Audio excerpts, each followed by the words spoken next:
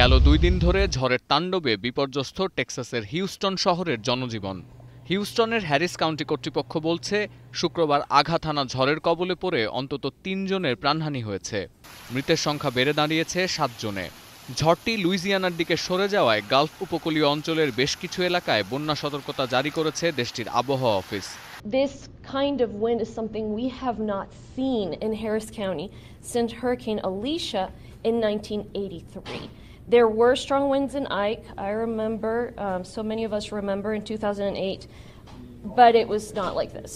ঝড়ের কবলে পড়া বাসিন্দাদের নিরাপদে সরিয়ে নিতে কাজ করছে জরুরি সেবায় নিয়োজিত কর্মীদের 8টি ইউনিট। ক্ষতিগ্রস্ত অঞ্চলগুলোতে কতজন আহত হয়েছেন সে বিষয়ে আনুষ্ঠানিকভাবে কোনো তথ্য জানায়নি কাউন্টি কর্তৃপক্ষ।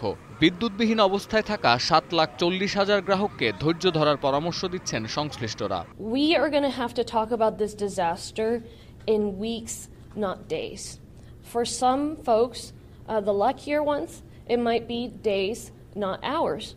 For some who've had the power restored, you know, that's wonderful. But for many people, it's going to be weeks and not days. ভেঙে পড়া গাছ ও বৈদ্যুতিক খুঁটি সরিয়ে নেওয়ার কাজ শুরু হয়েছে। ট্রাফিক সিগন্যালের লাইট অকার্যকর হওয়ার পাশাপাশি সড়কগুলোতে জানালার ভাঙা কাঁচ ছড়িয়ে থাকায় হিউস্টনের কয়েকটি সড়কে যান চলাচল ব্যাহত হচ্ছে। ক্ষয়ক্ষতি এড়াতে কয়েকটি স্কুল সাময়িকভাবে বন্ধ ঘোষণা করেছে কর্তৃপক্ষ।